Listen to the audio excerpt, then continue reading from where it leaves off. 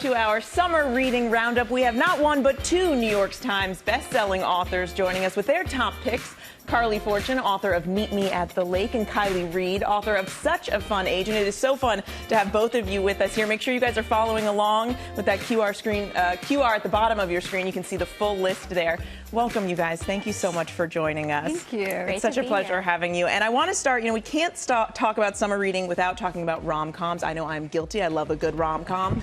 So, Carley, what are you bringing on your vacation? I have Talia Hibbert's Highly Suspicious and Unfairly Cute.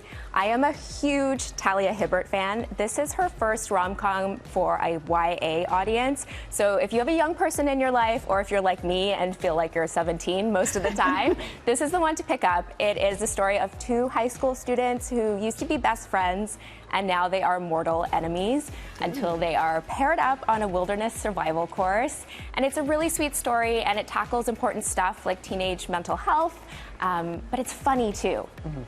And Kiley, you're going with The Neighbor Favor by Christina Forrest. Talk to us about The Neighbor Favor. The Neighbor Favor is so fun and so sweet, and I love books about books. It's two people who work in publishing, one who wants to work in children's publishing and one who is a fantasy writer. And they start a bit of an email flirtatious chain, and then he ghosts her out of nowhere, and that's all I'll say. It's very such a tease. Yes.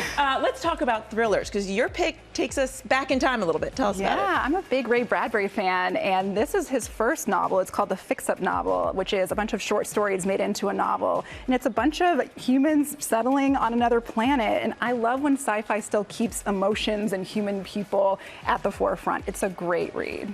And your pick is actually someone that our book readers know and love already. Yes, yes. So this is The Whispers by Ashley Audrain. And this, I'm not usually a thriller reader, but I could not put this book down. It follows the lives of four women after one of their children falls from his bedroom window under suspicious circumstances. And it's what I loved. It's about the secret lives of women and the ways we deal with the pressures of marriage and motherhood. It's very twisty.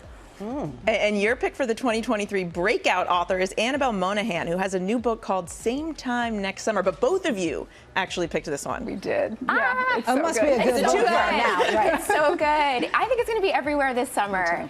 It is like everything that I want in a summery read. It is an emotional love story. My chest hurt when I was reading it. Wow. Like I couldn't put it down. It's about a woman who goes to her Long Island family beach house to plan her wedding, only to fall face to face with her first love. And it goes back in time, so you get to see them fall in love, become friends, and you're trying to figure out what went wrong and what happened all those years ago. And Kiley, who's your breakout author of the summer? Breakout author is Jeff Boyd, who wrote The Wait, and it's a beautiful book. He's such a great author. It's about a young black man who's a musician in Seattle dealing with his belief in God and love and family, and I hate to say it as a pun, but it's a very heavy but wonderful read, The Wait. It's great. Now, things that may be a little less heavy, you can't talk about summer reading without talking about those essential beach reads, those page turners that you can get to. So, what are you recommending that we take a look at as we hit the beach this summer? My favorite read lately has been Nora Ephron's Heartburn. Of course, we know her essays, but this is one of her only novels. It is amazing, and it's a book about a woman who is 7 months pregnant when her husband cheats on her, which does not sound very uplifting, but I promise you, it is a great read. It's an even better listen, though, because Meryl Streep does the audible, and unsurprisingly, she's very good. And that's good at the beach. That way you don't even have to worry about sand getting in your pages. Exactly. I'm curious, as writers, how much time you all actually spend reading? Not as much as I'd like. I'm with Carley on that one. Not as much, but audibles do make it very easy, and so I think writing and reading inspires my writing a lot of the time. Yeah. Absolutely. We both have young children, so it's whenever we can fit it in. I love reading so much, but it's like, look at the page, look at the kid, look at the page, look at the kid. That makes me feel better about the same 5 pages I've now been reading for a couple of weeks. Yes, exactly. Thank you both so much for being here and giving us so much to think about as we head into this summer. And you guys can find the whole list on our website. Plus, Kiley and Carley gave us bonus recommendations for their top nonfiction. And I love this read it in one sitting picks. Oh. Go ahead and scan that QR code to head to the goodmorningamerica.com website.